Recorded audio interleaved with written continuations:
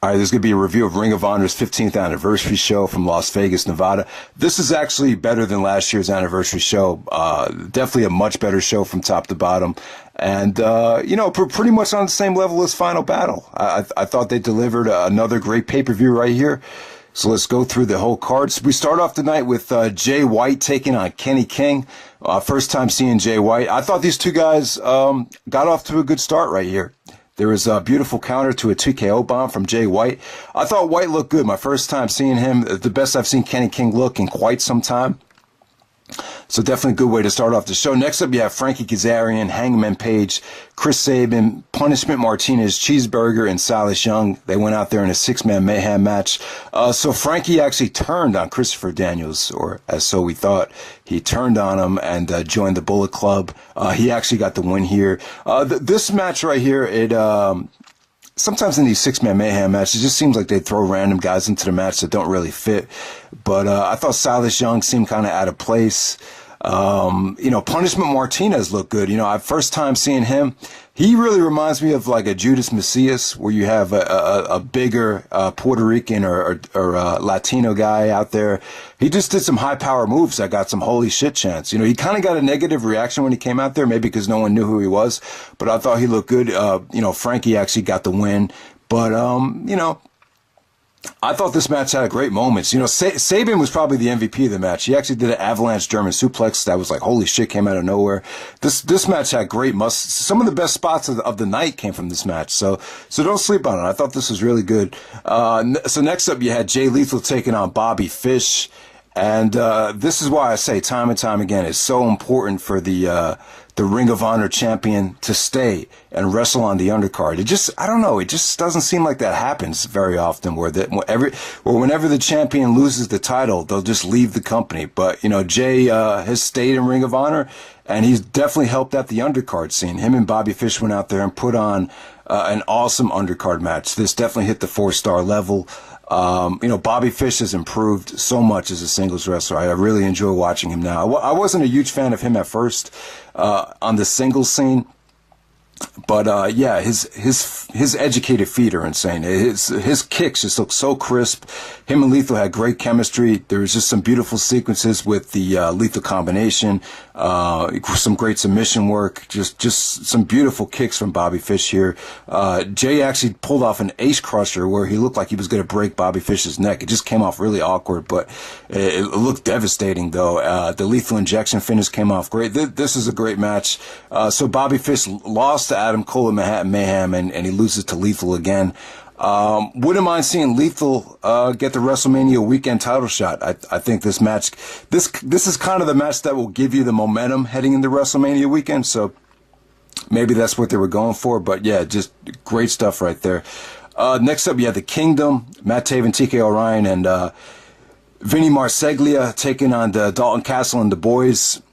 I thought this was going good. I mean, watching this match, I could see people being critical in the back, or some of the old timers saying, this looks like just a bunch of kids trying to wrestle. That's what it could look like, especially when you see the Boyz go out there. They just look so young and so inexperienced. But I thought this match was really picking up steam as it was ending. There was an injury though with TK O'Ryan. He actually was going for an Asai moonsault off the top rope onto the outside, and as he was coming down, both of his shins actually hit the top of the guardrail, and he definitely looked like he might have fractured a bone in one of his shins, or maybe even both shins. So the match kind of came to an abrupt ending, and the Kingdom goes over. The only gripe with the match is it just doesn't seem like Matt Taven stands out in the actual match. His promo was actually good before the match, but he just doesn't stand out as being like the leader of the group. So there we go with that. Next up, you have arguably the match of the night, in my opinion. You had Marty Scurll defending the television championship against Lio Rush. And, the thing that kind of caught people off guard, I don't think a lot of people expected this to go very long. I really didn't think they did. There was just so many times in the match where you thought Marty was just going to win by submission, or basically win by submission, or just put Lio Rush away. But just like at Supercard of Honor, he took Marty to the limit here. He really did. There was a lot of kickouts from Leo. He fought off the crossface chicken wing a million times and came off great. There was a beautiful sequence where, Marty countered a Leo Rush high spot into the crossface chicken wing, so that looked good. Just a ton of insecurities from Leo Rush. Some great high spots from Rush where he laid down the elbow drop. But, Marty just knows how to wrestle. This guy has the fundamentals down, and at the same time, he could wow the crowd with his his super kicks. His super kicks look amazing. He just knows when his timing is just impeccable here. He just knows when to do it. He knows what to do and when to do it and make it look good. And so Leo Rush takes Marty Scurll to the limit after a million times where you thought he was just going to put Leo Rush away within 8 to 10 minutes. But this match ended up going about 20. So definitely great stuff there. That probably the match of the night for me. Definitely the surprise of the night. Next up, you have Bully Ray and the Briscoes taking on War Machine and Davey Boy Smith Jr. There's a lot of arguing and dissension between War Machine and Davey Boy Smith. By the end of the match, they were kind of, they just weren't getting along, and they were bitching at each other towards the end. The match is what it is. The crowd really liked it. It was nice to switch things up. It's kind of tough to book the Briscoes because, the Briscoes have done everything. So I think putting them with Bully Ray made sense because the Briscoes were brought in by Gabe Sapolsky, a protege of Paul Heyman, and then Bully Ray and Paul Heyman, were basically business partners in ECW. So I thought it worked. There probably are some people saying that they don't want to see old timers come in the Ring of Honor, but it was just a nice attraction match. I don't think Bully Ray is gonna have a top spot in Ring of Honor or anything like that, but it was nice to switch things up. And the Briscoes look good. This had some hot tags, a hot crowd. They did some fun stuff with Briscoes get the tables, and I thought it was good. Wasn't anything must see. Just kind of a nice way to switch things up. So next up you had the Hardys, Jeff and Matt Hardy. This is actually not the first time Jeff Hardy's been in Ring of Honor. I almost forgot about this, but at the original Death Before Dishonor in the summer of 2003, that was Jeff Hardy's Ring of Honor debut. Well, I just remember him getting booed out of the building. I actually can't remember. I didn't look it up, but I can't even remember who he faced that night. It's just not coming to me. But so this is not Jeff's first run in Ring of Honor, but him and Matt are I believe they won the tag team championships at Man Mayhem, and they're bringing a lot of interest to Ring of Honor right now, especially Matt Hardy with his new gimmick. His deletion thing, it's worked out extremely well. It's one of the few things that has, kind of keeping TNA afloat the last couple of years. The Hardys, Young Bucks, and RPG Vice with Beretta and Rocky Romero. The match ended up going great. I was worried that this is going to be a clusterfuck, but ended up being great, man. It really kept my interest. They did some creative things out there, particularly with Rocky Romero. He actually taped thumbtacks on his elbow, like a Chris Hero type of elbow thing, but he had thumbtacks on the elbow, so that was cool. Hardy did the Swanton Bomb off the top of the ladder to get the pinfall. But other than that, I mean, there were some great spots. Some of the spots that you would see the Bucks do at the Ladder War or, some of the Guerrilla Warfare PWG matches where they used the ladder. They did a lot of that stuff. The Young Bucks never have a bad match. They were able to put on a vintage Young Bucks performance without this being too sloppy. Anytime you have this much talent in the ring, you just worry that it might be a little bit sloppy. But the match definitely gets you excited for the Hardys and the Young Bucks at Supercard of Honor when it does happen. Even though the Hardys are a little bit older, they're not that old. They're still in their early 40s, which in professional wrestling terms, it's really not that old. Flair was in his prime when he hit his early 40s, and it's not like the NBA. If this was the NBA and you hit your 40s, then you're pretty much done.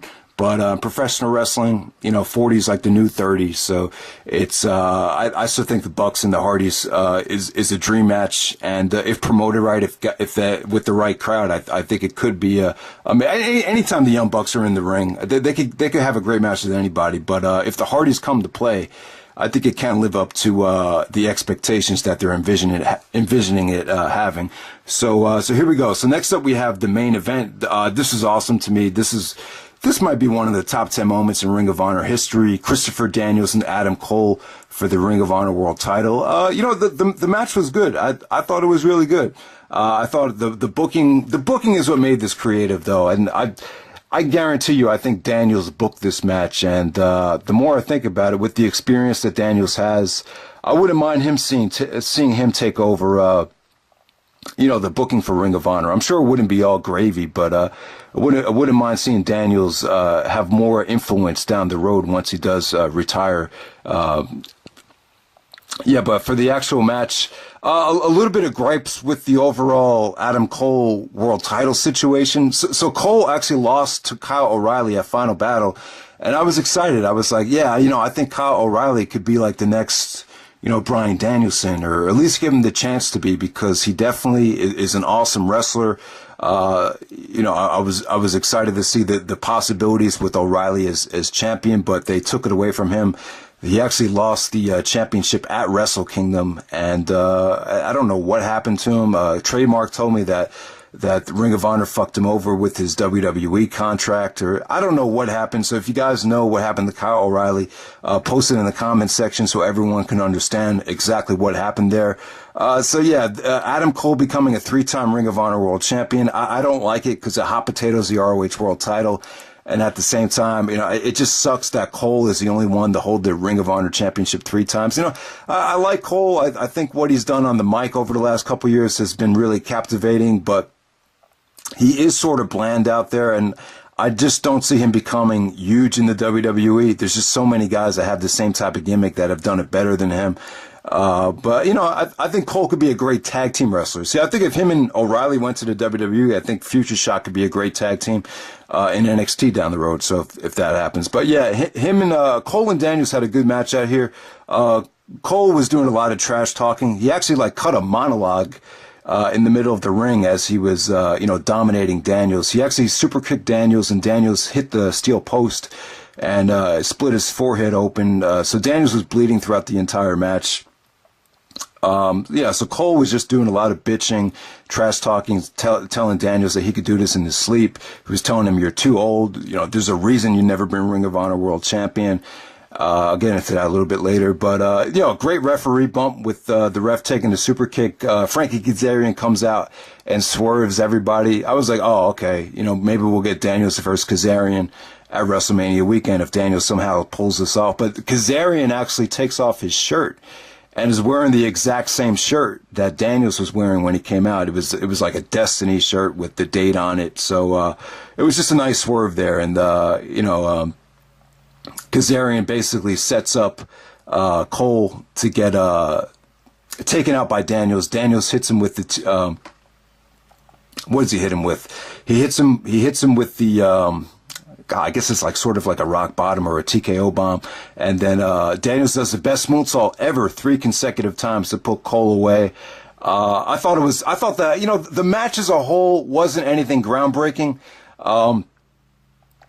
But, I just thought that finish was really beautiful. I just thought it was booked really well. And I bet you Daniels probably had a hand in the creative about that whole thing with the Frankie Kazarian swerve. Yeah, something just didn't seem right with Frankie joining the Bullet Club. It just seemed really out of place and very Russo-like, so Russo-like that you just wouldn't believe it. So, good stuff right there, man. And, so Adam Cole loses the title again on pay-per-view. So you have to wonder every time someone loses the championship, it's like, oh, he's going to the WWE. Oh, he's going to NXT. So I don't know. I don't really care what's going to happen to Adam Cole next. I don't really know, but whatever happens, happens. I wish him the best of luck. I've just kind of had my fill of Adam Cole dominating the indie wrestling scene. So whatever happens, happens. But, let me talk about Christopher Daniels. I'm really happy for him. Why is it taking Daniels so long to achieve this success? I will say this about Daniels. Back in 2005, he made the X Division title more important than the NWA title in TNA. I mean, they main evented Unbreakable, the triple threat match with AJ, Daniels, and Joe. So, he could be proud of that. To me, that was like him winning the world title. That whole run he went on in TNA. It seems like more than anyone, Kurt Angle and guys like Christian and Booker T and Van Dam coming into TNA really affected, Christopher Daniels. And, he got some title shots against AJ in TNA, but never won the TNA World Championship. In Ring of Honor, he was one of the founding fathers. Obviously, he wrestled at the Era of Honor Begins. He was in the first ever Ring of Honor main event, where Low Ki actually won the triple threat match with him and Bryan Danielson. But, you know, this is great because it's 15 years in the making. Even though Low Ki won at that Era of Honor Begins match, the lasting image that you see on this show is Daniels not shaking hands. He didn't follow the code of honor. So bang, that's like the first Ring of Honor storyline ever. And the show ends with Daniels walking out of the ring, walking out of the building in a hoodie and a Scurll, and it's cold outside, and he basically says fuck off to the cameraman, and you see Daniels walking out into the cold as into the night, into the evening.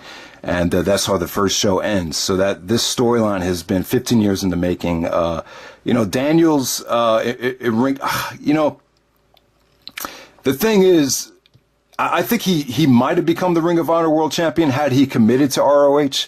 The thing is, they gave Samoa Joe that long-ass title reign, so no one was winning the Ring of Honor World title at that time.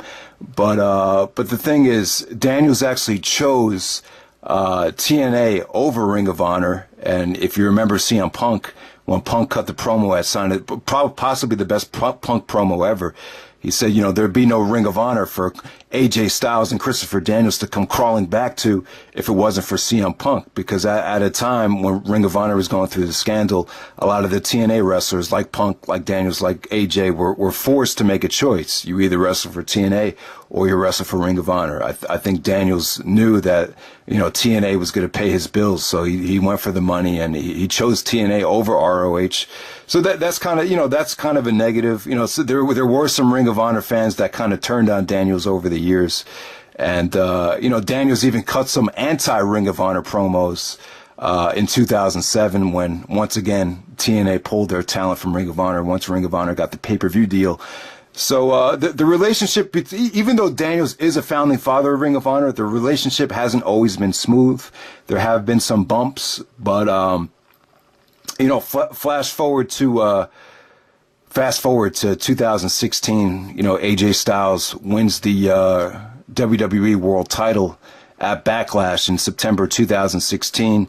That very same month, Christopher Daniels cuts an amazing promo right before the Ladder War, and I would assume that AJ winning the world title inspired Daniels to cut that promo. It was a promo where Daniels just laid everything out, and I think it's just something everyone can learn from. You know, sometimes when you just put yourself out there and you talk about what's really bothering you, and you admit to the world that you're not a perfect person. And Christopher Daniels said, "I'm a terrible husband. I'm a terrible father. But the one thing that means anything more than this in this world is those tag team championships." And, you know, I don't remember the exact promo, but bottom line is I felt like because Daniels, you know, put himself out there, I think everyone could relate to him. He said kind of the things that I think a lot of people wanted to get off their chests, but, you know, they don't really have the balls to do.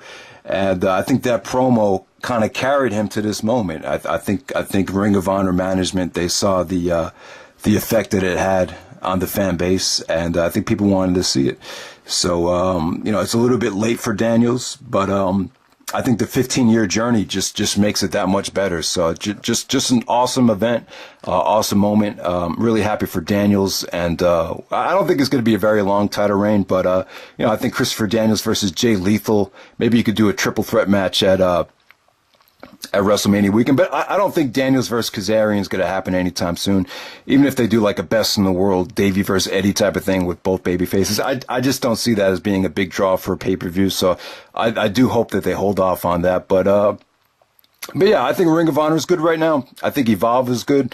And, you know, the indies are in pretty good hands right now. So let's see what happens. All right, guys, hope you enjoy the review, and take care.